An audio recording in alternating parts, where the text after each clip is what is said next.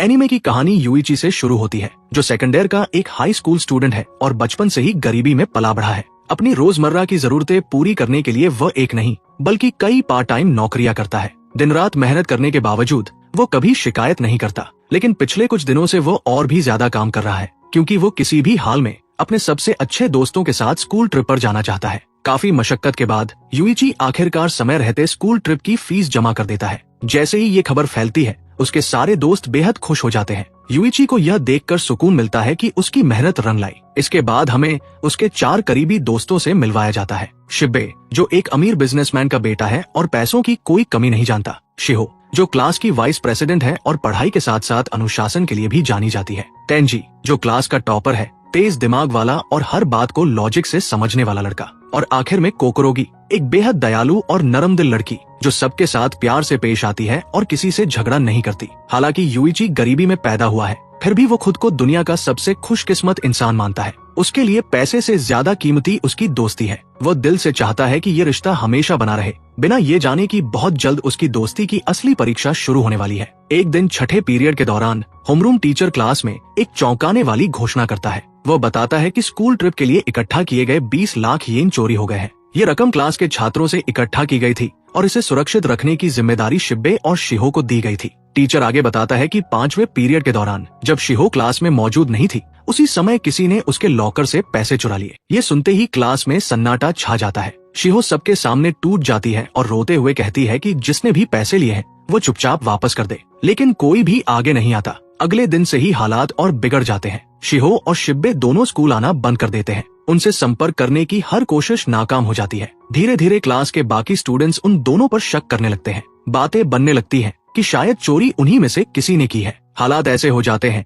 कि यूइची और बाकी दोस्त भी उनका खुलकर बचाव नहीं कर पाते। कुछ समय बाद हमें यूइची उसके छोटे से अपार्टमेंट में दिखाया जाता है, जहाँ वो देर रात तक पार्ट टाइम काम कर रहा होता है। तभी अचानक दरवाजे की घंटी बजती है। जब वह दरवाजा खोलता है तो उसे एक चिट्ठी मिलती है। चिट्ठी खोलते ही उसे पता चलता है कि ये सावरागी की है। उसमें लिखा होता है कि वह उससे एक बेहद जरूरी बात करना चाहती है और उसे रात ठीक 11 बजे स्कूल के पास मिलने को कहती है। रात के 11 बजे जब यूइची बताए गए स्थान पर पहुंचता है तो वो ये देखकर हैरान रह जाता है कि उसके सारे दोस्त वहाँ पहले से मौजूद हैं। वो समझ नहीं पाता कि सब यहाँ क्यों इकट्ठा हुए हैं, लेकिन इससे पहले कि वह कुछ पूछ सके, उसके दोस्त उस पर सवालों की बौछार कर देते हैं। वे कहते हैं कि यूइची ने ही उन्हें यहाँ बुलाया है। इतना ही नहीं, वे यह भी आरोप लगाते हैं कि यूइची जानबूझकर सबसे देर से आया है। फिर वे उससे पूछते हैं कि उसने उनके घरों के बाहर उनके नाम से चिट्ठियां क्यों छोड़ी थी। ये सुनकर यूइची पूरी तरह सन्न रह जाता है। वो वे सारी चिट्ठियां पढ़ता है और दंग रह जाता है, क्योंकि उसने ऐसा कुछ भी नहीं किया होता।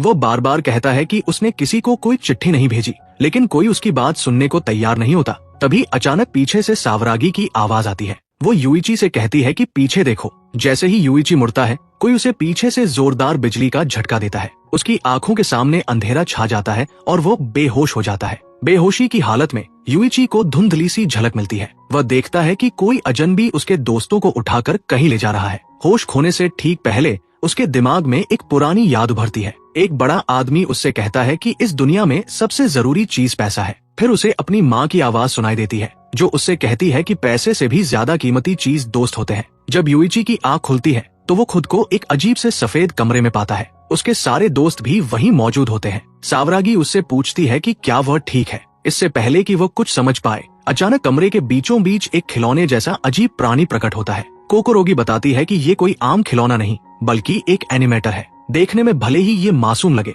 लेकिन इसके काम बेहद खतरनाक है। उसका नाम है मैनाबू। मैनाबू सबकी तरफ देखता है और मुस्कुराते हुए कहता है कि उन्हें ज्यादा कुछ नहीं करना, बस एक आसान सा गेम खेलना है। अगर वे सारे गेम जीत जाते हैं तो उन्हें वही 20 लाख येन मिल जाएंगे जो चोरी हुए थे। इसके अलावा हर गेम में उन्हें अपने 2 करोड़ येन के कर्ज को चुकाने का बोनस मौका भी मिलेगा। 2 करोड़ येन का कर्ज सुनते ही सबके होश उड़ जाते हैं। कोई भी समझ नहीं पाता कि इतना बड़ा कर्ज अचानक कैसे आ गया। गुस्से में यूइची मैनाबू को पकड़ लेता है और पूछता है कि ये सब क्या बकवास है। मैनाबू शांति से जवाब देता है कि यूइची के दोस्तों में से कोई 1-2 करोड़ येन का कर्ज लेकर घूम रहा है। तभी शिबे आगे आता है और यूइची को शांत करता है। इसके बाद तेंजी मैनाबू से सवाल जवाब करता है और धीरे धीरे इस नतीजे पर पहुंचता है कि उन 5 में से किसी एक पर ये भारी कर्ज है। अगर वे सब मिलकर गेम पूरा कर ले तो सब आजाद हो सकते हैं। तेंजी मैनाबू पर किडनैपिंग का आरोप लगाता है और कहता है कि उस पर केस बन सकता है, लेकिन मैनाबू हंसते हुए जवाब देता है कि उनमें से किसी ने खुद इस गेम के लिए आवेदन किया था और 20 लाख येन की एंट्री फीस भी दी थी।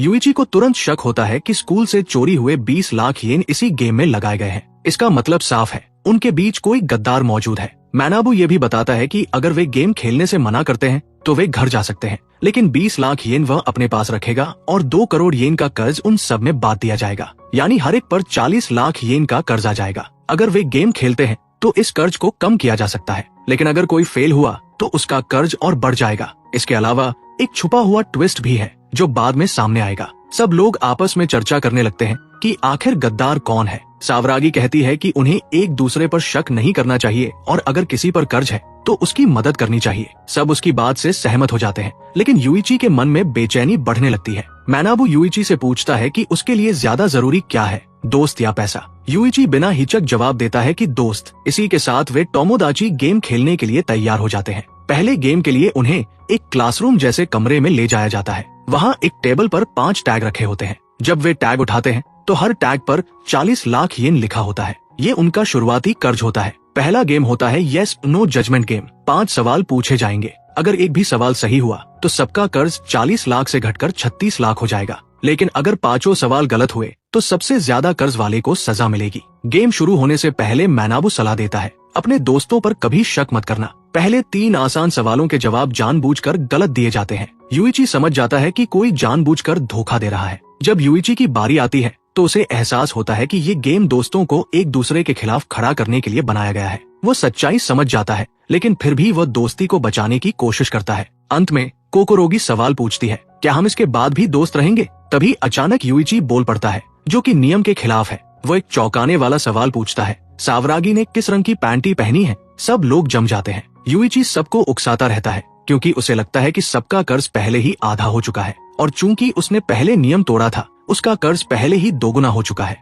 यूइची आगे बढ़कर सबको बताता है कि उसके सवाल वाले कार्ड पर एक खास नियम लिखा था। वह कहता है कि कार्ड के अनुसार जो भी इस गेम को सबसे कम कर्ज के साथ खत्म करेगा, उसे सजा के तौर पर सबसे ज्यादा कर्ज दिया जाएगा। ये बात सुनते ही सभी के चेहरे उतर जाते हैं। कोई भी समझ नहीं पाता कि ऐसा अजीब नियम क्यों बनाया गया होगा, लेकिन सच्चाई ये होती है कि यूइची ये सब जानबूझकर झूठ बोल रहा होता है। उसका मकसद सिर्फ एक है, सबको मानसिक दबाव में लाना, ताकि असली गद्दार डर के मारे अपनी चाल चल दे। कंट्रोल रूम में बैठी 2 लड़कियां यह सब देख रही होती है। उनमें से एक तुरंत कहती है कि यूइची झूठ बोल रहा है और ऐसा कोई नियम नहीं है, लेकिन दूसरी लड़की मुस्कुराते हुए कहती है कि यूइची बेवजह ऐसा नहीं कर रहा, जरूर वो कोई और चाल चल रहा है। यूइची का अंदाजा सही निकलता है। जब दोबारा सिक्के पर उंगलियां रखी जाती है तो इस बार सिक्का यस पर चला जाता है। इसका मतलब साफ होता है कि सबने मिलकर गेम जीत लिया है। कंट्रोल रूम में बैठी लड़कियां आपस में कहती हैं कि यूइची बिल्कुल भी साधारण लड़का नहीं है, उसकी सोच उम्र से कहीं ज्यादा तेज है। गेम खत्म होने के बाद यूइची अपने दोस्तों से पूछता है कि अब उन पर कितना कर्ज बचा है। तेंजी जवाब देता है कि नियम के मुताबिक सबका कर्ज एक जैसा है, 36 लाख येन, क्योंकि गेम जीतने पर हर किसी के कर्ज से 4 लाख येन घट जाते हैं। तेंजी यह भी पूछता है कि क्या अब उन्हें अपने टैग सबको दिखा देने चाहिए, लेकिन यूइची तुरंत उसे रोक देता है और याद दिलाता है कि अगर किसी ने अपना टैग दिखाया तो उसका कर्ज दोगुना हो जाएगा। सावरागी और शिब्बे यूइची से सीधा सवाल करते हैं कि क्या उसका कर्ज दोगुना हो गया था। यूइची साफ साफ कहता है कि नहीं। वो बताता है कि भले ही पहले उसका कर्ज दोगुना हुआ था, लेकिन उसके कार्ड की शर्त की वजह से बाद में वो आधा हो गया। इस तरह उसका कर्ज भी अब 36 लाख येन ही है। यूइची सबको समझाता है कि अब उन्हें अगले गेम की तैयारी करनी चाहिए और एक दूसरे पर भरोसा बनाए रखना चाहिए। इसके बाद मैनाबू सबको दूसरे गेम के लिए एक और कमरे की तरफ ले जाता है। तभी यूइची बहाना बनाता है कि उसके जूते के फीते खुले हुए हैं, इसलिए वो थोड़ी देर से आएगा। उसके सारे दोस्त आगे बढ़ जाते हैं, लेकिन यूइची वहीं रुक जाता है। वो अकेले बैठकर सोचने लगता है कि अगर सच में कोई धोखा दे रहा है तो फिर सबका कर्ज बराबर कैसे हो सकता है। उसे शक होता है कि कहीं न कहीं कोई बड़ी बात छुपाई जा रही है। वो टेबल पर रखी उन चिट्ठियों को उठाकर पढ़ने की कोशिश करता है जो उन्हें यहाँ लाने के लिए भेजी गई थी, लेकिन जैसे ही वो उन्हें ध्यान से देखता है, स्याही धीरे धीरे गायब होने लगती है। कुछ ही पलों में सारे अक्षर मिट जाते हैं और यूइची कुछ भी पढ़ नहीं पाता। ये देखकर उसकी झुंझलाहट और बढ़ जाती है। उसी समय सावरागी वहाँ पहुँच जाती है और यूइची से पूछती है कि वो इतना परेशान क्यों लग रहा है। यूइची बात टालते हुए कहता है कि कुछ नहीं हुआ और उल्टा उससे पूछता है कि वह यहाँ क्यों आई है। सावरागी कहती है कि उसे लगने लगा है कि उन 5 में से कोई एक जरूर गद्दार है। यूइची इस बात से सहमत होता है। फिर सावरागी उससे पूछती है कि क्या वो अंदाजा लगा सकता है कि गद्दार कौन है। बिना ज्यादा सोचे युइची उसका नाम ले लेता है, सावरागी। ये सुनकर सावरागी चौंक जाती है। युइची बताता है कि उसे उस पर शक इसलिए हुआ क्योंकि शुरुआत में उसी ने कहा था कि दोस्तों पर शक नहीं करना चाहिए और अगर किसी पर कर्ज है तो उसकी मदद करनी चाहिए। युइची के हिसाब से यह बात बहुत ज्यादा बनावटी लग रही थी।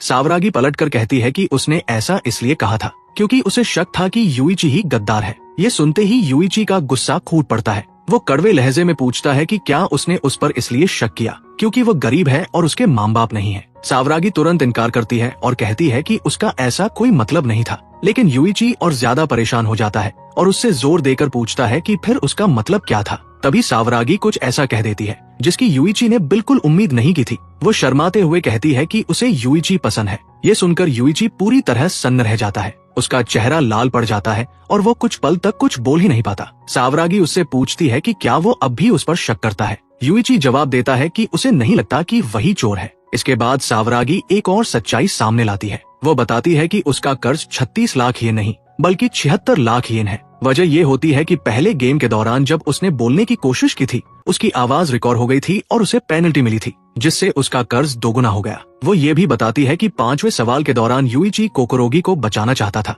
लेकिन अनजाने में उसने सावरागी को बचा लिया क्योंकि उस समय सबसे ज्यादा कर्ज उसी पर था। सावरागी युइची से वादा करती है कि वह कभी भी उसे धोखा नहीं देगी और वे दोनों मिलकर टोमोदाची गेम से बाहर निकलेंगे। युइची भी कहता है कि वह उस पर भरोसा करता है। कंट्रोल रूम में बैठी लड़कियां चर्चा करती हैं कि युइची पैसों और हालात को समझने में कितना चालाक है। इसी दौरान हमें दिखाया जाता है कि तेंजी मस्सा ये सारी बातचीत छुपकर सुन चुका है। अगला गेम छत पर होने वाला होता है। इस बार मैनाबू एक सूट पहनकर आता है और कहता है कि राज छुपाना अच्छी बात नहीं है क्योंकि ऊपर से भगवान सब देख रहा है। इस दूसरे गेम का नाम होता है बैडमाउथ सुगोरोकू। आसमान में इसके सारे नियम चमकते हुए दिखाई देते हैं। सबको बारी बारी से एक प्राइवेट कमरे में जाना होगा जहां उन्हें एक नोट पैड मिलेगा। उन्हें अपने दोस्तों के बारे में बुरी बातें लिखनी होंगी और उस पर्ची को एक बॉक्स में डालना होगा। जब 5 पर्चियां बॉक्स में डाल दी जाएंगी तो मैनाबू उन्हें लेकर आएगा और सबके सामने पढ़ेगा। इसके बाद भगवान यानी कंट्रोलर तय करेंगे कि कौन कितने कदम आगे बढ़ेगा। इस गेम को जीतने के लिए जरूरी है कि कम से कम एक सदस्य लक्ष्य तक पहुंचे।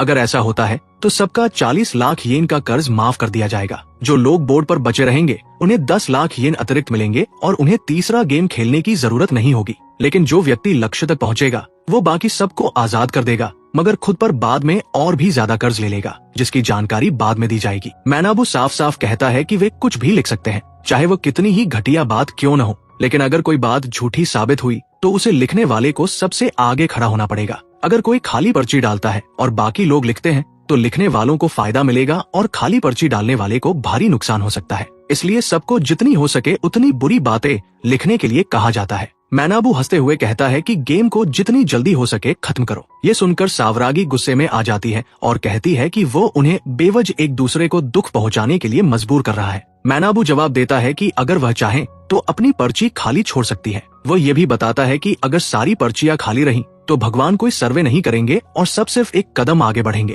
सावरागी कहती है कि अगर ऐसा है तो वे सब साथ साथ लक्ष्य तक पहुंच सकते हैं। इसी पर युइची और उसके दोस्त तय करते हैं कि वे सब मिलकर खाली पर्चियां डालेंगे और एक ग्रुप की तरह आगे बढ़ेंगे। गेम शुरू होता है। पहले राउंड में सारी पर्चियां खाली रहती हैं, इसलिए सब एक एक कदम आगे बढ़ते हैं। लेकिन जैसे ही वे आगे बढ़ते हैं हर एक पर 1 लाख येन का अतिरिक्त कर्ज चढ़ जाता है। युइची तुरंत हिसाब लगाता है और समझ जाता है कि अगर वे ऐसे ही चलते रहे तो आखिर में हर किसी पर 60 लाख येन का कर्ज हो जाएगा। दूसरे राउंड में भी सारी पर्चियां खाली रहती हैं, लेकिन इस बार उनका कर्ज 1 लाख नहीं बल्कि 5 लाख येन बढ़ जाता है। सबके चेहरे उतर जाते हैं। मैनाबू जोर जोर से हंसता है और कहता है कि उन्होंने सिर्फ 2 कदम चलकर ही 6 लाख येन का कर्ज कमा लिया है। इसके बाद वह एक और चौंकाने वाली सच्चाई बताता है। जो भी सबसे पहले लक्ष्य तक पहुंचेगा उसे पूरे ग्रुप का सारा कर्ज मिल जाएगा। इसका मतलब साफ होता है कि साथ साथ आगे बढ़ना सबसे बड़ी बेवकूफी है। सावरागी गुस्से में चिल्लाती है और कहती है कि वो सिर्फ उन्हें बेवकूफ बना रहा है। तीसरा राउंड शुरू होता है। इस बार 4 पर्चियां खाली होती हैं, लेकिन एक पर्ची खाली नहीं होती। साफ हो जाता है कि किसी ने धोखा दिया है। उस पर्ची पर लिखा होता है सावरागी को युइची पसंद है और नीचे एक और लाइन होती है सावरागी और तेंजी पहले बॉयफ्रेंड गर्लफ्रेंड थे। भगवान सर्वे करने के बाद इन बातों को सच घोषित करते हैं। नतीजे के तौर पर सावरागी को 5 कदम आगे बढ़ने का आदेश दिया जाता है, जबकि बाकी सबको सिर्फ 1 कदम आगे बढ़ना पड़ता है और इस बार किसी का भी कर्ज नहीं बढ़ता।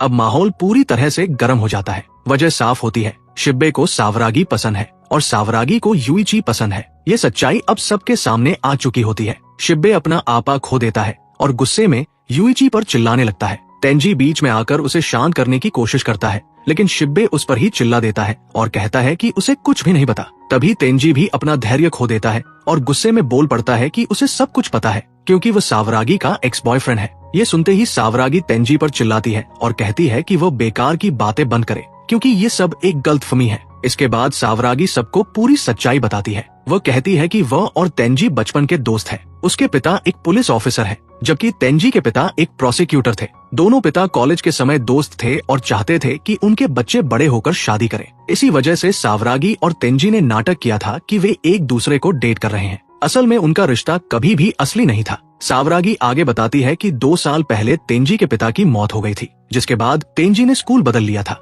लेकिन संयोग से पिछले साल वे दोनों फिर से उसी स्कूल में आ गए। ये सब सुनने के बाद शिबे थोड़ा शांत हो जाता है और कहता है कि इसका मतलब ये सब असली डेटिंग नहीं थी, बल्कि सिर्फ एक नकली ड्रामा था। तभी मैनाबू बीच में दखल देता है और शरारती अंदाज में कहता है कि हो सकता है इनके बीच कुछ रोमांटिक बातें भी हुई हों। इस पर तेंजी साफ शब्दों में कहता है कि उसे पहले भी सावरागी पसंद थी और आज भी पसंद है। वो शिबे पर चिल्लाता है और कहता है कि वह सावरागी के बारे में उल्टी सीधी बातें करना बंद करे, क्योंकि उसे ये बिल्कुल पसंद नहीं। तेंजी को यकीन होने लगता है कि वह पर्ची शिबे ने लिखी है, लेकिन शिबे इस आरोप से इनकार करता है और कहता है कि उसने कुछ भी नहीं लिखा और उसे भी ये सब अभी अभी पता चला है। इसके बाद तेंजी और शिबे एक दूसरे पर शक करने लगते हैं और उनकी बहस हाथापाई तक पहुंचने वाली होती है। शिबे गुस्से में तेंजी को मारने ही वाला होता है कि तभी यूइची बीच में आकर दोनों को रोक लेता है। यूइची शिबे से कहता है कि अगर वो सच में उसे पसंद करता है तो उसे दुखी मत करे। दूसरी तरफ कोकोरोगी सावरागी से कहती है कि उसे यूइची पसंद है और उसे लगता है कि यूइची भी उसी को पसंद करता है।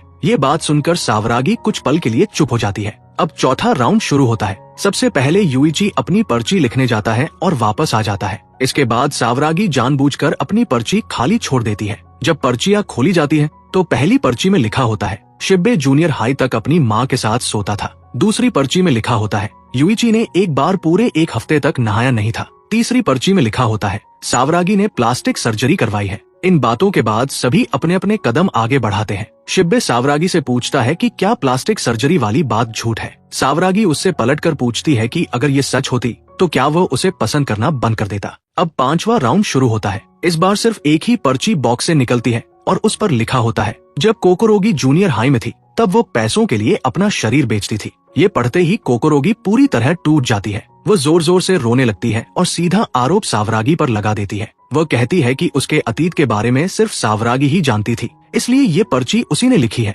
लेकिन सावरागी बार बार कहती रहती है कि उसने कुछ भी नहीं लिखा। फिर भी कोकोरोगी उसकी एक भी बात मानने को तैयार नहीं होती। कुछ देर बाद शिबे बोलता है कि कोकोरोगी देखने में वर्जिन जैसी नहीं लगती और उसका स्वभाव भी उसके अतीत से मेल खाता है। ये सुनते ही सावरागी भड़क जाती है और तेंजी गुस्से में शिबे को जोर से थप्पड़ मार देता है। वो उसे चेतावनी देता है कि किसी लड़की के बारे में इस तरह कभी बात मत करना। तेंजी यूइची से कहता है कि वो कोकोरोगी का ख्याल रखे। इसके बाद वह और सावरागी थोड़ी दूर चले जाते हैं। यूइची कोकोरोगी को संभालता है, उसे दिलासा देता है, जबकि शिबे अलग खड़ा रहता है। कोकोरोगी यूइची से कहती है कि यहाँ जो बदसलूकी हो रही है वो उसके जूनियर हाई में झेले गए दर्द के सामने कुछ भी नहीं है। इसके बाद हमें कोकोरोगी का अतीत दिखाया जाता है। जूनियर हाई में उसे लगातार कई बच्चे बुली करते थे। वो बुरी तरह से तंग की जाती थी, लेकिन वह अपनी माँ को परेशान नहीं करना चाहती थी, इसलिए उसने किसी को कुछ नहीं बताया। न उसके दोस्तों ने उसकी मदद की और न ही उसके टीचर्स ने। आखिरकार उसने बुलिंग रोकने का एक तरीका ढूंढ निकाला। वो उन बच्चों को पैसे देने लगी जो उसे तंग करते थे।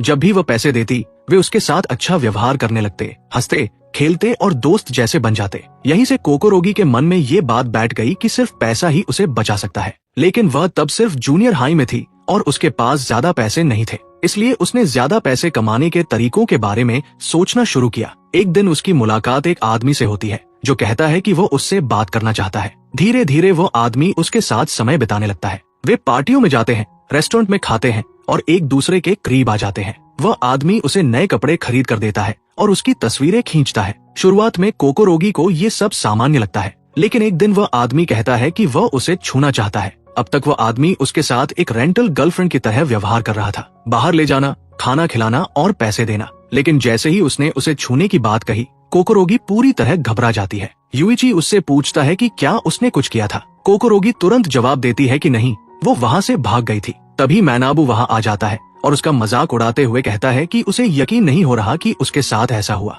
इससे कोकोरोगी और भी ज्यादा टूट जाती है। वो रोते हुए बार बार कहती है कि जो उसने बताया है वो सब सच है और यूइची से उसे मानने की गुहार लगाती है। ये वह पल होता है जब अगर यूइची उस पर भरोसा नहीं करता तो कोकोरोगी पूरी तरह टूट सकती थी। कंट्रोल रूम में मारिया और त्सुकिनो यह सब देख रही होती है। मारिया सवाल करती है कि क्या वर्जिनिटी सच में इतनी मायने रखती है। त्सुकिनो जवाब देती है कि हर इंसान खुद को पवित्र दिखाने की कोशिश करता है, चाहे उसने कितने भी गंदे काम क्यों न किए हों। वापस गेम में यूइची कोकोरोगी से कहता है कि उसे जूनियर हाई में उसके साथ जो हुआ उससे उसे कोई फर्क नहीं पड़ता।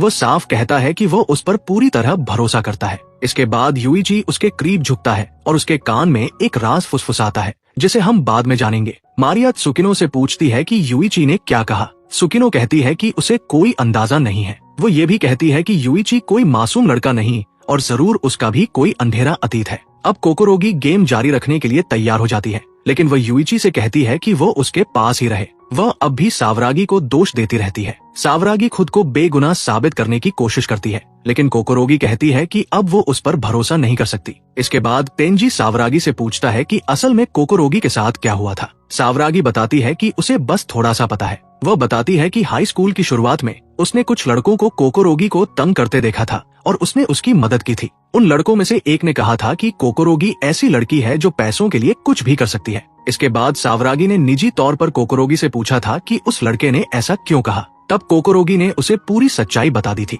उस समय ये राज सिर्फ सावरागी ही जानती थी। सावरागी मजबूती से कहती है कि वो कभी अपने दोस्तों को धोखा नहीं दे सकती। इसके जवाब में तेंजी कहता है कि वो उस पर पूरी तरह भरोसा करता है क्योंकि वो उसे बचपन से जानता है। वह दोबारा दोहराता है कि उसे सावरागी पर पूरा भरोसा है। ये सुनकर सावरागी बहुत हल्का और खुश महसूस करती है। इसके बाद हमें दिखाया जाता है कि शिब्बे एक तरफ बैठा उनकी बातचीत सुन रहा होता है और अंदर ही अंदर उदास महसूस कर रहा होता है। कंट्रोल रूम में मारिया और त्सुकिनो आपस में चर्चा करती है कि आखिर इन पांचों में से असल गद्दार कौन है। त्सुकिनो कहती है कि शिब्बे पहले से अमीर है, इसलिए वो प्यार और दोस्ती को ज्यादा महत्व देता होगा। मारिया कहती है कि हो सकता है सावरागी सबको बेवकूफ बना रही हो क्योंकि वो सबके बारे में सब कुछ जानती है, और यह भी हो सकता है कि गद्दार यूइची ही हो। तभी हमें एक रहस्यमयी सीन दिखाया जाता है जहाँ एक आदमी का चेहरा छुपा हुआ है। वो धीमी आवाज में कहता है, आखिरकार दोस्ती टूटने वाली है। इसके बाद उसी दिन का एक फ्लैशबैक दिखाया जाता है जब सावरागी टीचर्स रूम के पास इकट्ठा किए गए 20 लाख येन ले जा रही होती है।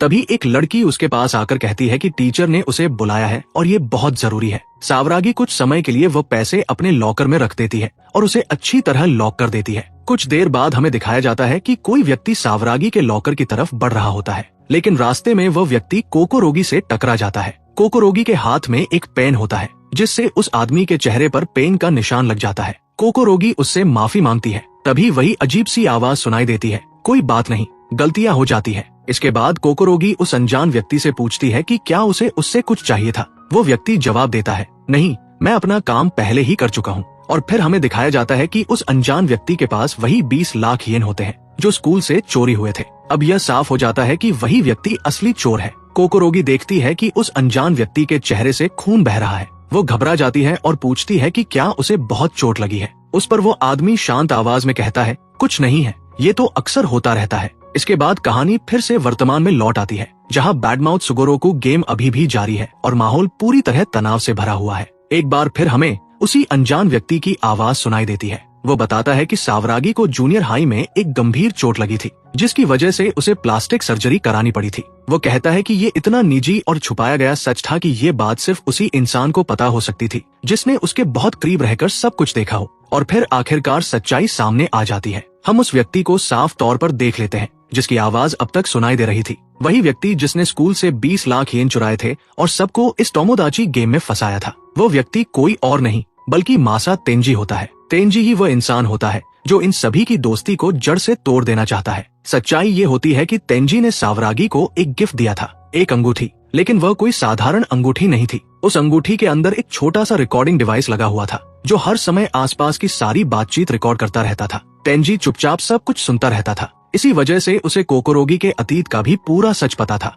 और ये भी कि सावरागी अपनी लॉकर की चाबी कहाँ छुपा कर रखती है। इसके बाद हमें एक सीन दिखाया जाता है जहाँ तेंजी और सावरागी आपस में बात कर रहे होते हैं। सावरागी परेशान होकर सोच रही होती है कि आखिर कोकोरोगी के बारे में इतनी घिनौनी बात किसने लिखी होगी। तेंजी बाहर से बहुत शांत और भरोसेमंद दिखता है वह सावरागी से कहता है कि वो उस पर पूरी तरह भरोसा करता है और उसे बिल्कुल भी चिंता करने की जरूरत नहीं है। लेकिन उसी समय उसके मन में चल रहा होता है, ये सब मैंने ही लिखा है, सिर्फ कोकोरोगी के बारे में ही नहीं बल्कि सबके बारे में। मुझे पता है कि ये तुम नहीं हो। तेंजी सावरागी से कहता है कि एक दूसरे पर शक करने के बजाय उन्हें एक दूसरे पर भरोसा करना चाहिए। लेकिन उसका असली मकसद सावरागी और कोकोरोगी के रिश्ते में दरार डालना होता है। इसलिए वो बातों बातों में ये इशारा करता रहता है कि शायद इसके पीछे कोकोरोगी हो सकती है। शुरुआत में सावरागी तेंजी की बातों पर पूरी तरह भरोसा नहीं करती, लेकिन तेंजी लगातार उसे मैनिपुलेट करता रहता है। वह कहता है कि शायद कोकोरोगी को सबकी सहानुभूति चाहिए क्योंकि उसे यूइची पर क्रश है और तुम्हें भी यूइची पसंद है। हो सकता है कि यूइची तुम्हें भी पसंद करता हो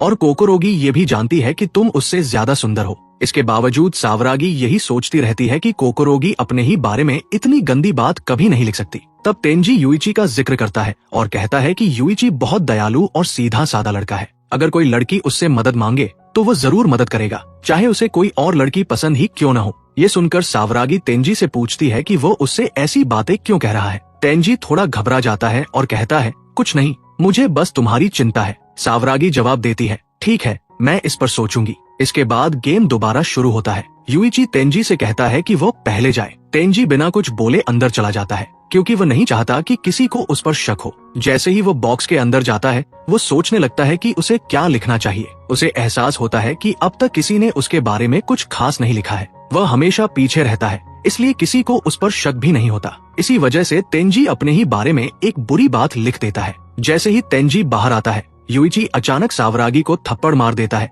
और गुस्से में पूछता है कि वह कैसे कह सकती है कि कोकोरोगी ने अपने ही बारे में वह सब लिखा। इसके जवाब में सावरागी कहती है कि यूइची को नहीं पता कि कोई लड़की किसी चीज को पाने के लिए कितनी दूर तक जा सकती है। वो कोकोरोगी की तरफ देखते हुए कहती है ना कोकोरोगी? कोकोरोगी जवाब देती है, हाँ, तुम बिल्कुल सही कह रही हो। जैसे कुछ लोग सुंदर दिखने के लिए प्लास्टिक सर्जरी कराते हैं। उन्हें आपस में लड़ते देख तेंजी अंदर ही अंदर बहुत खुश होता है। उसका प्लान तेजी से काम कर रहा होता है। सावरागी साफ साफ कहती है कि उसने सुंदर दिखने के लिए नहीं बल्कि अपने चेहरे के एक गहरे निशान को छुपाने के लिए प्लास्टिक सर्जरी कराई थी। इसके बाद वह कोकोरोगी से कहती है कि अगर वो उस पर भरोसा नहीं करती तो उसे कोई फर्क नहीं पड़ता। कोकोरोगी भी यही कहती है कि उसे भी किसी की परवाह नहीं है जब तक यूइची उसके साथ है। फिर वह यूइची से पूछती है कि क्या वो उस पर भरोसा करता है। यूइची बिना रुके जवाब देता है, हाँ। तेंजी ये सुनकर और भी खुश हो जाता है। वह सोचता है कि आखिरकार दोनों लड़कियों के बीच दरार पड़ चुकी है और जल्द ही सावरागी यूइची से भी नफरत करने लगेगी। लेकिन फिर वह ये भी सोचता है कि शायद उसे इतनी बातें नहीं कहनी चाहिए थी क्योंकि सावरागी थोड़ी नाराज हो गई है। अब उसे यूइची और कोकोरोगी से ज्यादा बात करने की जरूरत नहीं है। तेंजी जोर देकर सावरागी से कहता है कि जैसे यूइची कोकोरोगी पर भरोसा करता है वैसे ही वह भी उस पर भरोसा करता है। ये सुनकर सावरागी उसका हाथ छूती है और कहती है, धन्यवाद। तेंजी अपने मन में सोचता है कि सावरागी आखिरकार उसके जाल में फंस चुकी है। कंट्रोल रूम में मारिया सुकिनो से पूछती है कि ये सब आखिर हो क्या रहा है। सुकिनो कहती है कि लड़कियां बहुत संवेदनशील होती हैं। वे चाहे किसी से कितना भी प्यार करें लेकिन एक ही पल में उस प्यार को तोड़ सकती हैं, खासकर तब जब कोई दूसरा आदमी उन्हें पहले वाले से ज्यादा समझने लगे। इसके बाद हम देखते हैं कि अब कोकोरोगी की बारी आती है अंदर जाने की। उसके बाद यूइची, फिर सावरागी और सबसे आखिर में शिब्बे जाता है। मनाबू घोषणा करता है कि इस राउंड में 2 पर्चियां निकली हैं। एक तेंजी की होती है जिसके बारे में सबको पहले से पता होता है, लेकिन दूसरी पर्ची किसकी होती है ये किसी को नहीं पता। पहली पर्ची में लिखा होता है कि सावरागी लड़कों की बॉक्सर पहनती है। ये सुनकर सावरागी सीधा कोकोरोगी की तरफ देखती है।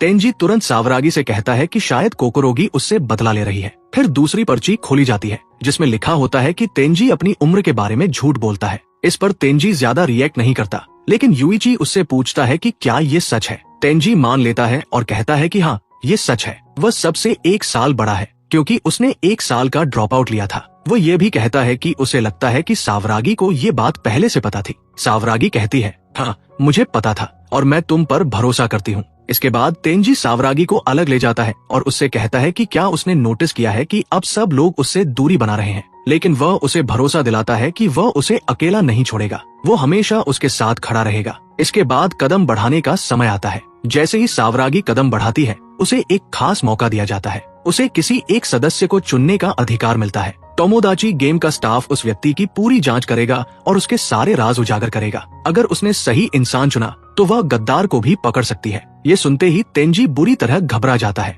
वो अपने मन में सोचता है, अगर कहीं मेरा ही पर्दाफाश हो गया तो। मनाबू सावरागी को सलाह देता है कि उसे उसी व्यक्ति को चुनना चाहिए जिस पर वह सबसे ज्यादा भरोसा करती है। ये सुनकर तेंजी का डर और बढ़ जाता है। हम देखते हैं कि सावरागी तेंजी को चुनने ही वाली होती है, लेकिन तभी शिब्बे बीच में आ जाता है। वो कहता है, मुझे चुनो, मेरे अंदर तुम्हारे लिए सब कुछ साफ है। शिब्बे को पूरा भरोसा होता है कि उसने अपनी जिंदगी में कभी कुछ गलत नहीं किया है। इसी वजह से सावरागी आखिरकार शिब्बे को चुन लेती है। मनाबू उससे आखिरी बार पूछता है कि क्या वो वाकई कुछ नहीं छुपा रहा है। शिब्बे पूरे भरोसे के साथ कहता है कि नहीं, छुपाने के लिए कुछ भी नहीं है। अगले सीन में कई स्क्रीन सामने आती है और शिब्बे के चेहरे के भाव बदल जाते हैं। उसके बारे में खुद कोई गंदा राज सामने नहीं आता, लेकिन उसके पिता से जुड़े कई काले सच उजागर हो जाते हैं। मनाबू बताता है कि जांच के अनुसार शिब्बे का पिता एक बड़ा धोखेबाज है, जो अपनी महिला सहकर्मियों के साथ गलत हरकतें करता है और पैसों के दम पर हर बात दबा देता है। कंट्रोल रूम में मारिया कहती है कि ये तो शिब्बे के पिता के बारे में है, शिब्बे के बारे में तो कुछ भी नहीं बताया गया। सुकिनो जवाब देती है कि अगर किसी का पिता अपराधी हो तो समाज अक्सर उसके बच्चे को भी उसी नजर से देखता है। ज्यादातर माता पिता अपने बच्चों को ऐसे लोगों से दूर रखते हैं। इसके बाद शिब्बे पूरी तरह टूट जाता है। सावरागी उससे माफी मांगती है और कहती है कि जो भी हुआ वो उसके पिता की वजह से हुआ है, इसमें उसका कोई दोष नहीं है। शिब्बे भावुक होकर अपना हाथ उसकी तरफ बढ़ाता है, लेकिन तभी तेंजी बीच में आकर कहता है कि क्या सच में सिर्फ उसके पिता ही ऐसे हैं, या फिर शायद शिब्बे ने भी अतीत में कुछ गलत किया हो और उसके पिता ने पैसों से उसे दबा दिया हो। सावरागी तेंजी से कहती है कि वह ऐसी बातें बंद करे, लेकिन तेंजी लगातार शिब्बे पर शक करता रहता है। वह कहता है कि उसे अब भी समझ नहीं आ रहा कि उन सब पर 2 करोड़ येन का कर्ज कैसे चढ़ गया। धीरे धीरे सब लोग शिब्बे से दूरी बना लेते हैं। एक तरफ युइची और कोकोरोगी खड़े होते हैं और दूसरी तरफ तेंजी और सावरागी। शिब्बे बीच में बिल्कुल अकेला रह जाता है। तेंजी अपने मन में सोचता है कि शिब्बे ने उसकी जान बचाई थी, लेकिन फिर भी वो उसे इस हाल में छोड़ने को मजबूर है। अगले राउंड में सिर्फ एक ही पर्ची निकलती है। मनाबू शिब्बे की तरफ देखकर कहता है कि अगर इसमें लिखा हुआ सच है तो ये बहुत गंभीर मामला है। पर्ची में लिखा होता है कि शिब्बे ने एक आदमी को मार दिया है। ये पढ़कर सब सन्न रह जाते हैं। तेंजी भी अंदर से हिल जाता है और सोचने लगता है कि क्या ये सच हो सकता है, लेकिन जब वो युइची की तरफ देखता है तो उसके चेहरे पर एक अजीब सा भाव देखकर समझ जाता है कि ये पर्ची युइची ने लिखी है। शिब्बे मनाबू से कहता है कि उसने ऐसा कुछ भी नहीं किया है। तेंजी अपने मन में सोचता है कि शिब्बे ऐसा कर ही नहीं सकता, वह इसके लायक नहीं है। शिब्बे पूछता है कि अगर ये झूठ साबित हो गया तो जिसने ये लिखा है उसे सजा मिलेगी, है ना? मनाबू समझाता है कि नियम के अनुसार झूठ लिखने वाले को पेनल्टी मिलेगी और उसे सबसे आगे खड़े व्यक्ति से आगे खड़ा होना पड़ेगा। मनाबू शिब्बे से कहता है कि अगर ये झूठ है तो इसे साबित करो। शिब्बे कहता है कि वह कैसे साबित करे कि उसने कुछ नहीं किया जो उसने कभी किया ही नहीं। आखिरकार मनाबू एक गॉड वोट करवाने का फैसला करता है। शिब्बे भी गॉड वोट की मांग करता है और कहता है कि वह निर्दोष है, लेकिन नतीजा पूरी तरह उसके खिलाफ जाता है। 99% वोट ये कहते हैं कि वे शिब्बे पर भरोसा नहीं कर सकते। उसे 5 कदम आगे बढ़ना पड़ता है और वह सबसे आगे पहुंच जाता है। कंट्रोल रूम में त्सुकिनो कहती है कि भगवान भी शिब्बे पर भरोसा नहीं करेंगे, चाहे वो कुछ भी कहे। इसके बाद युइची शिब्बे के पास जाता है और कहता है कि चाहे कुछ भी हो वो उस पर भरोसा करता है। उसे पूरा यकीन है कि शिब्बे ऐसा कुछ नहीं कर सकता। ये सुनकर शिब्बे की आंखें भर आती हैं। युइची कहता है कि इस राउंड ने ये साफ कर दिया है कि असली गद्दार कौन है और उसके पास इसका साफ जवाब है। ये सुनते ही तेंजी घबरा जाता है और सोचता है कि कहीं युइची ने उसे पहचान तो नहीं लिया। युइची बताता है कि अब तक जितनी भी पर्चियां आई हैं, वे सब एक ही इंसान ने लिखी है, इसलिए उन्हें आपस में लड़ने की जरूरत नहीं है। तेंजी अपने मन में सोचता है कि युइची वाकई खतरनाक है। वो सबको एकजुट करना चाहता है। जब कोई युइची से गद्दार का नाम पूछता है तो वह कहता है कि वह अभी ये नहीं बताएगा। तेंजी सोचता है कि युइची सिर्फ ब्लफ कर रहा है। युइची सबको बताता है कि उसने इस गेम को जीतने की पूरी रणनीति बना ली है। ये सुनकर तेंजी सोचने लगता है कि ये कैसे संभव है। आखिर में युइची कहता है कि ये गेम शुरू से ही नाइंसाफी से भरा हुआ है। पहले राउंड में सबने एक दूसरे पर भरोसा किया और 7 कदम बढ़ाए, लेकिन जैसे ही वे आगे बढ़े उनका कर्ज 30 लाख येन बढ़ गया। और अगर ध्यान से देखा जाए तो इस गेम को जीतने पर भी सिर्फ 20 लाख येन मिलते हैं। यानी शुरुआत में ही अगर कर्ज 30 लाख बढ़ गया तो ये गेम साफ तौर पर नाइंसाफ है। युइची अचानक अपना हाथ उठाकर आसमान की तरफ इशारा करता है और कहता है, ऊपर देखो, कोई न कोई जरूर हमें ये गेम खेलते हुए देख रहा है। और क्योंकि कोई हमें देख रहा है इसलिए मैनेजमेंट को इस गेम को ज्यादा से ज्यादा दिलचस्प बनाना पड़ता है। फिर वह अपने दोस्तों की तरफ देखता है और उनसे पूछता है कि क्या उन्हें छठा राउंड याद है, वही राउंड जिसमें उन्हें अपना कर्ज कम करने का मौका मिला था। उसी राउंड में कोकोरोगी का कर्ज पूरे 2 लाख येन कम हो गया था। युइची समझाता है कि ये पूरा बैडमाउथिंग सुगोरो को असल में दर्शकों के मनोरंजन के लिए बनाया गया है। हर एक कदम पर किसी का कर्ज बढ़ता है तो किसी का घटता है, लेकिन जब ये गेम पूरी तरह खत्म होगा तो जो अतिरिक्त कर्ज किसी पर भी चढ़ा होगा वो आपस में काट दिया जाएगा। दूसरे शब्दों में कहे तो ये पूरा गेम सिर्फ एंटरटेनमेंट के लिए है। उनका असली कर्ज अंत में वही रहेगा जैसा शुरुआत में था। यूइची की बात सुनकर मारिया चौंक जाती है और कहती है, वाह, ये तो सच में समझ में आता है। यूइची आगे कहता है कि अगर वे इसी तरह खेलते रहे तो शिब्बे सबसे पहले गोल तक पहुंच जाएगा और सारी पेनल्टी उसी पर आ जाएंगी। शिब्बे को बचाने के लिए यूइची एक नया प्लान सामने रखता है। वो सबको बताता है कि अब से वे अपने ही बारे में बुरा लिखेंगे और अगर कोई ऐसा नहीं करता तो वही गद्दार माना जाएगा। हालांकि इसमें कोई गारंटी नहीं है कि वे सब एक साथ एक ही समय पर एंड तक पहुंच पाएंगे, लेकिन कोशिश तो की जा सकती है। यूइची का प्लान ये होता है कि शिब्बे की पर्ची बिल्कुल खाली रहेगी, जबकि बाकी चारों अपनी अपनी पर्चियों में अपने ही बारे में बुरी बातें लिखेंगे। इससे वे तेजी से आगे बढ़ते हुए शिब्बे तक पहुंच सकते हैं। लेकिन तेंजी इस प्लान को मानने से साफ इनकार कर देता है। यूइची उससे पूछता है कि उसे ये प्लान क्यों पसंद नहीं आया। तब तेंजी पलटकर सवाल करता है, क्या तुम्हें सच में पता है कि गद्दार कौन है? ये सुनते ही यूइची थोड़ा घबरा जाता है, फिर भी खुद को संभालते हुए कहता है, हाँ, मुझे पता है। लेकिन यूइची के चेहरे के भाव, उसकी हिचक और उसकी आंखों की बेचैनी देखकर तेंजी तुरंत समझ जाता है कि यूइची को असल में कुछ भी नहीं पता, वो सिर्फ ब्लफ कर रहा है। तेंजी ठंडे लहजे में कहता है, तो फिर गद्दार का नाम बता दो, हम सब उसी के बारे में लिख देंगे और उसे जबरदस्ती गोल तक पहुंचा देंगे। यूइची जवाब देता है कि ऐसा करने के लिए उन्हें तीसरे राउंड में जाना पड़ेगा और इस गेम में ऐसा करना सही नहीं होगा। तेंजी गुस्से में कहता है, हमें बेवकूफ बनाना बंद करो, हम इस गेम को खत्म करने के बहुत करीब है और ऐसे वक्त पर किसी पर भी भरोसा करना सबसे बड़ी गलती है। फिर वो साफ शर्त रख देता है, अगर अगला राउंड तुम्हारा प्लान फेल हो गया तो तुम्हें गद्दार का नाम बताना ही होगा और जिस पर भी तुम आरोप लगाओगे उसके सबूत देने होंगे। अगर तुम्हारे पास सबूत नहीं हुए तो मैं आगे कभी तुम्हारी किसी बात पर भरोसा नहीं करूंगा। यूइची के पास मानने के अलावा कोई और रास्ता नहीं बचता और वह चुपचाप हाँ कर देता है। इसके बाद अगला राउंड शुरू होता है। सभी एक एक करके अपनी पर्चियां डालते हैं, लेकिन जब मनाबू पर्चियां गिनता है तो उसके चेहरे पर अजीब सी मुस्कान आ जाती है। वह बताता है कि वहाँ कुल 10 पर्चियां हैं, जबकि होनी सिर्फ 4 चाहिए थी। ये सुनते ही यूइची चौंक जाता है। उसी पल उसे एहसास होता है कि वह एक बहुत बड़ी बात भूल गया था। इस गेम में एक इंसान एक से ज्यादा पर्चियां भी डाल सकता है।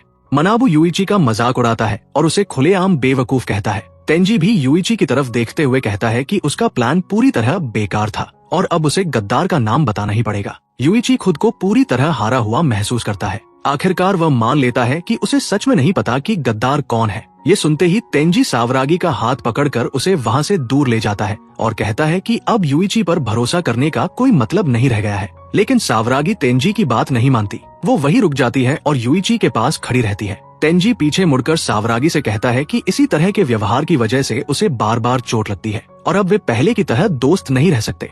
ये सब सुनने के बाद आखिरकार सावरागी तेंजी के साथ चली जाती है। बाहर से वो शांत दिखता है, लेकिन अंदर ही अंदर तेंजी बेहद खुश होता है। उसके मन में सिर्फ एक ही बात चल रही होती है, उसका प्लान आखिरकार सफल हो रहा है। गेम बिना रुके आगे बढ़ता रहता है और देखते देखते 18 राउंड पूरे हो जाते हैं। इन सभी राउंड्स के दौरान कोई किसी से बात नहीं करता। माहौल पूरी तरह ठंडा और भारी हो जाता है, जैसे अब किसी को भी किसी पर भरोसा नहीं रहा हो। फिर 19वां राउंड आता है। इस बार सावरागी गोल से बस एक कदम दूर होती है। उसे देखकर तेंजी नाटकीय लहजे में कहता है कि अगर वो जिद करना बंद कर देती तो वो उसे बचा सकता था। मारिया यह सब देखकर कहती है कि उनकी टीम भी अब बाकी टीमों जैसी ही बन चुकी है, यानी यह गेम सिर्फ यही लोग नहीं खेल रहे बल्कि बहुत सारे लोग इसमें फंसे हुए हैं। लेकिन तभी त्सुकिनो कुछ ऐसा नोटिस करती है जिससे वो चौंक जाती है। वह तुरंत कहती है कि गेम अभी खत्म नहीं हुआ है। इसके बाद कैमरा यूइची के चेहरे पर जाता है। उसका एक्सप्रेशन अजीब और डरावना लगता है। वो सबको बताता है कि अब उसके पास एक ऐसा प्लान है जो 100% गद्दार को पकड़ लेगा।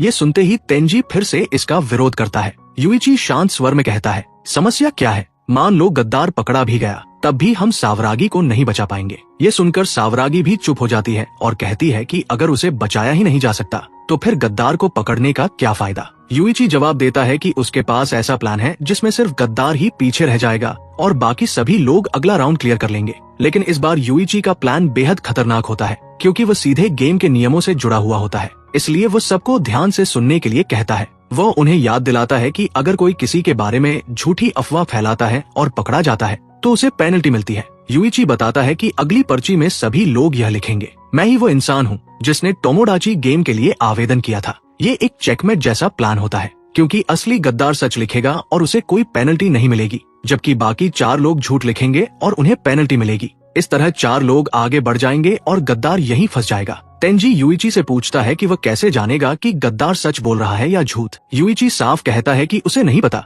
लेकिन टोमोडाची गेम चलाने वाले लोगों को पता है कि असल में आवेदन किसने किया था, यानी मैनेजमेंट को पहले से पता है कि गद्दार कौन है। यूइची मनाबू से इसकी पुष्टि करता है और मनाबू हाँ में सिर हिलाता है। यूइची फिर कहता है कि अब अगर कोई इस प्लान से इनकार करता है तो वही गद्दार होगा। इस मोड़ पर तेंजी पूरी तरह फंस जाता है। उसके पास बचने का कोई रास्ता नहीं रहता। वह बूथ की ओर जाता है, खुद को कोसते हुए और ये सोचते हुए कि अब क्या करे। आखिरकार वह फैसला करता है कि वह सबके सामने माफी मांगेगा और एक नकली भावुक कहानी लिखेगा ताकि सब उस पर भरोसा करें। जब तेंजी पर्ची डालकर बाहर आता है तो शिब्बे मुस्कुराते हुए उसका इंतजार कर रहा होता है, अपने टर्न को लेकर उत्साहित। कुछ ही देर में सब लोग अपनी अपनी पर्चियां डाल चुके होते हैं। यूइची पूछता है कि क्या सबने वही लिखा जो उसने कहा था। सभी हाँ कहते हैं। तेंजी अब पूरी तरह एक्टिंग मोड में चला जाता है। वो सोचता है कि यह उसकी जिंदगी की सबसे बेहतरीन एक्टिंग होगी। उसकी आंखों में नकली आंसू भर आते हैं। तभी मनाबू ऐलान करता है कि 4 पर्चियां खाली हैं और सिर्फ एक पर्ची पर लिखा है, मैं ही वो इंसान हूँ जिसने टोमोडाची गेम शुरू किया था, और वो पर्ची तेंजी की होती है। ये सुनते ही सब लोग तेंजी को घूरने लगते हैं। यूइची कहता है कि उसने पहले ही कहा था कि इस बार उसका प्लान काम करेगा और गद्दार बेनकाब हो जाएगा। तेंजी रोते हुए गिड़गिड़ाने लगता है और कहता है, कृपया मेरी बात सुनो। यूइची उसके सिर पर हाथ रखता है और शांत आवाज में पूछता है कि वो क्यों रो रहा है। तेंजी मन ही मन सोचता है कि यूइची कितना बेवकूफ है और उसका प्लान पूरी तरह सफल हो रहा है। लेकिन जैसे ही तेंजी सिर उठाकर यूइची को देखता है, यूइची अचानक उसके बाल पकड़ लेता है। उसका चेहरा डरावना और क्रूर हो जाता है। यह देखकर तेंजी सच में डर जाता है और रोने लगता है। यूइची उससे चिल्लाकर पूछता है कि उसने ये सब क्यों किया। यूइची के इस रूप को देखकर तेंजी सोचने लगता है कि क्या ये वही यूइची है जिसे वह जानता था। यूइची चीखते हुए पूछता है कि क्या उसी ने टोमोडाची गेम शुरू किया था। आखिरकार तेंजी टूट जाता है और अपना जुर्म कबूल कर लेता है। मारिया ये सब देखकर सन्न रह जाती है। सुकिनो कहती है कि अगर इस पूरे गेम को दोबारा ध्यान से देखा जाए तो सब समझ में आ जाएगा, क्योंकि यूइची ने शुरू से ही 3 जाल बिछाए थे और अगर उन्हें पहचाना जाए तो साफ हो जाएगा कि यूइची कोई साधारण इंसान नहीं है। इसके बाद यूइची पूरा प्लान समझाना शुरू करता है। वह बताता है कि उसने दूसरे गेम के शुरू होने से पहले ही सब कुछ सोच लिया था। वो कहता है कि तीसरे राउंड में जब वह पर्ची आई थी जिसमें लिखा था कि तुम और सावरागी पहले डेट कर चुके हो, उसी पल उसने और सावरागी ने बिना बात किए तय कर लिया था कि वे गद्दार को पकड़ेंगे। यूइची बताता है कि वह कार्ड्स के जरिए सावरागी को अपने निर्देश देता रहा। सुकिनो इसे यूइची का पहला ट्रैप बताती है और मारिया से कहती है कि वो वीडियो दोबारा देखे जिसमें यूइची के हाथ में 2 कार्ड और एक पेन होता है, लेकिन उसका खुद का कार्ड खाली होता है। जब यूइची बाहर आता है तो वह सावरागी के कंधे पर हाथ रखता है और कहता है कि उसने खाली कार्ड छोड़ा है, जबकि उसी पल वह चुपके से अपना निर्देश वाला कार्ड उसे दे देता है। तेंजी पूछता है कि यूइची ने सावरागी पर इतनी आसानी से भरोसा कैसे कर लिया। यूइची जवाब देता है कि उसने भरोसा नहीं किया बल्कि उसे परखा। उसने सावरागी से कहा था कि वो उसके बारे में ऐसा राज लिखे जो सिर्फ वही जानती हो। पहले ही दिखाया जा चुका था कि सावरागी ने यूइची से एक ऐसा सीक्रेट पूछा था जो कोई और नहीं जानता था,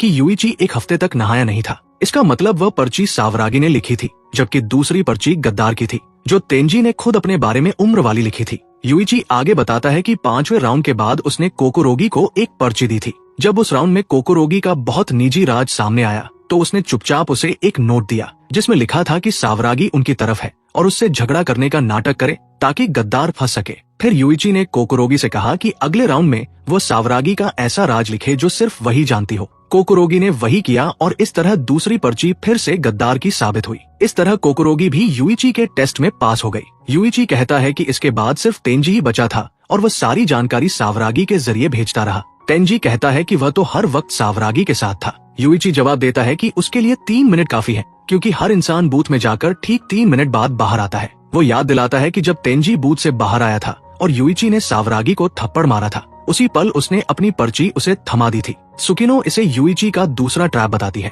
यूइची बताता है कि उसने बूथ में जाने का क्रम भी पहले से कंट्रोल किया था। फिर वह समझाता है कि जब स्पेशल चांस आया और मैनेजमेंट को पता था कि आवेदन किसने किया, तब गद्दार का बच पाना नामुमकिन हो गया। शिब्बे खुद ही बाहर हो गया, क्योंकि अगर वह गद्दार होता तो उसके राज सामने आ जाते। इस तरह आखिर में सिर्फ तेंजी ही बचा। तेंजी पूछता है कि क्या कोकोरोगी और सावरागी का झगड़ा भी नकली था और खुद के बारे में बुरा लिखने वाला आइडिया भी प्लान का हिस्सा था। यूइची कहता है कि हाँ, उसे पहले से पता था कि उस प्लान में कमी है। तेंजी के व्यवहार से यूइची समझ गया था कि उसका मकसद पैसा नहीं बल्कि कुछ और है। तेंजी पूछता है कि यूइची ने उसे उसी वक्त क्यों नहीं पकड़ा। यूइची जवाब देता है कि गेम अभी आधा ही खत्म हुआ था और वह नहीं चाहता था कि तेंजी उससे पहले ही टूट जाए। तेंजी कहता है कि खाली कार्ड वाला नियम बेकार है। सुकिनो बताती है कि यही तीसरा और आखिरी ट्रैप था। यूइची बताता है कि उसने नेम टैग्स को बंधक बना लिया था और कहा था कि वही लोग भरोसे के लायक हैं जो अपने टैग उसे देंगे। इससे उसने मल्टीपल कार्ड लिखने से सबको रोक दिया। आखिरकार तेंजी पूछता है कि यूइची ने उसे ही क्यों चुना।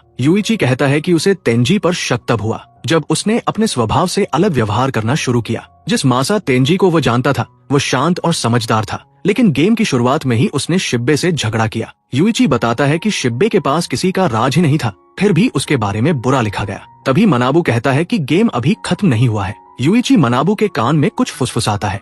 सुकिनो चौंक जाती है और डेटा चेक करके इसकी पुष्टि करती है। मनाबू ऐलान करता है कि गेम खत्म हो गया है और यूइची अकेले गोल तक पहुंच चुका है। इसका मतलब सब जीत गए हैं। मनाबू बताता है कि यूइची ने 7वें राउंड में झूठ लिखा था, इसलिए पेनल्टी में वो एक कदम आगे बढ़ गया और गोल तक पहुंच गया। यूइची कहता है कि यही सबसे सही तरीका था। वह बताता है कि तीसरे गेम में वह अकेला जाएगा ताकि वे तेंजी से निपट सके। फिर यूइची अपना अतीत बताता है और मानता है कि उसने 3 लोगों की हत्या की है। सुकिनो इसकी पुष्टि करती है। यूइची कहता है कि अगले गेम में वो अपना असली रूप दिखाएगा और अकेले सब कुछ तबाह कर देगा। वह जानबूझकर सबको अपने से नफरत करवाता है ताकि वे उससे दूर रहें। आखिर में तेंजी उसे रोकता है और कबूल करता है कि वह भी झूठा था। वह कहता है कि उसने यूइची से प्यार किया और उसे चूम लेता है। दोनों तीसरे गेम में साथ गिर जाते हैं। सुकिनो कहती है कि तेंजी दूसरी बार टोमोडाची गेम में आया है, यानी उसके पास पहले से ही एक प्लान था। अगर आपको ये सीरीज पसंद आ रही है और आप इसके अगले एपिसोड्स देखना चाहते हैं तो नीचे कमेंट में जरूर लिखें और वीडियो को लाइक करना न भूलें।